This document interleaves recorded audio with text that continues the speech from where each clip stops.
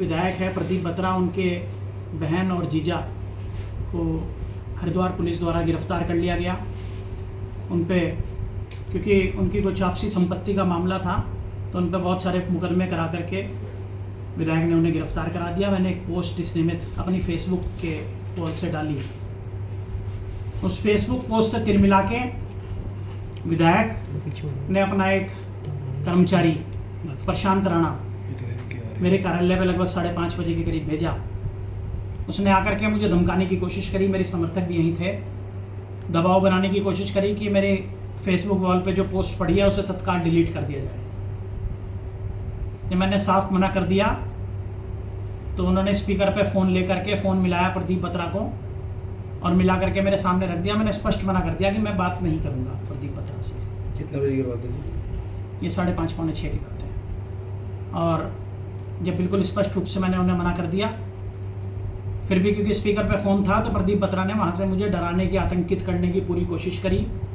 कहा कि तुम्हारे पे भी फर्जी मुकदमे लगा करके जेल भेज दूंगा, तुम्हें जान माल का नुकसान पहुँचाऊँगा और बहुत सारी ऐसी बात करी जो मैं मीडिया पे भी नहीं बता सकता, डराने की, धमकाने की। 1.5 वर्ष पूर्व भी विधायक द्वारा एक श्रद्धांजलि सभा में हर मिलाप धर्मशाला में मुझे डराने की कोशिश की गई थी। उस समय मैंने पत्रकार वार्ता करी थी, कोतवाली गया था, तहरीर भी दी थी, लेकिन पुलिस द्वारा उसमें भी कोई कार्रवाई नहीं की गई।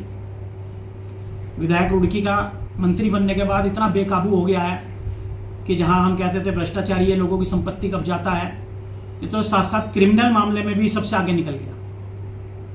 मुझे अपनी जान माल की सुरक्षा का अब विशेष रूप से ख्याल रखना पड़ेगा। बड़े बड़े क्रिमिनल और पूरा प्रशासन उसके हाथों की कठपुतली बन करके खेल रहा है। ये विधायक निश्चित रूप से शहर के लिए खतरा बन चुका है।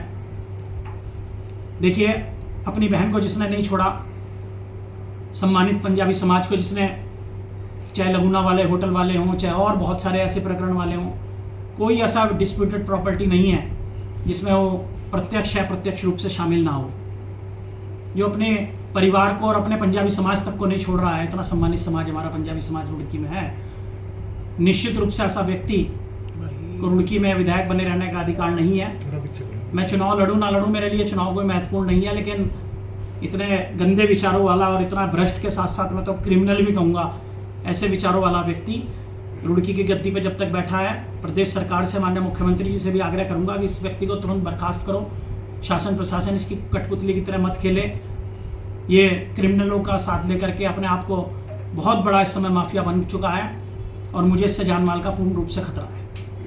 तो पुलिस को तहरीर वगैरह दिया आपने क्या? मैं निश्चित रूप से कल को मिल करके जरूर दूंगा उच्च अधिकारियों को, लेकिन मुझे अपनी जान की सुरक्षा चाहिए और इस क्रिमिनल व्यक्ति से कहीं ना कहीं मुझे पूरा अपनी जान का खतरा है। तो क्या कोई विशेष विषय नहीं है, राजनीति मेरे लिए कोई विशेष विषय नहीं है, लेकिन मुझे और मेरे परिवार को सुरक्षा की दृष्टि से मैं विशेष रूप से सतर्क भी रहूँगा और ऐसे क्रिमिनल व्यक्ति से तो मैं कहता हूँ रुड़की नगर की जनता जो भी उलझता है, कहीं ना कहीं किसी न किसी को फंसाने का काम ये जरूर करता है। तो क्या मंत्री अपने साथ गैंगस्टर लेकर घूम रहे हैं?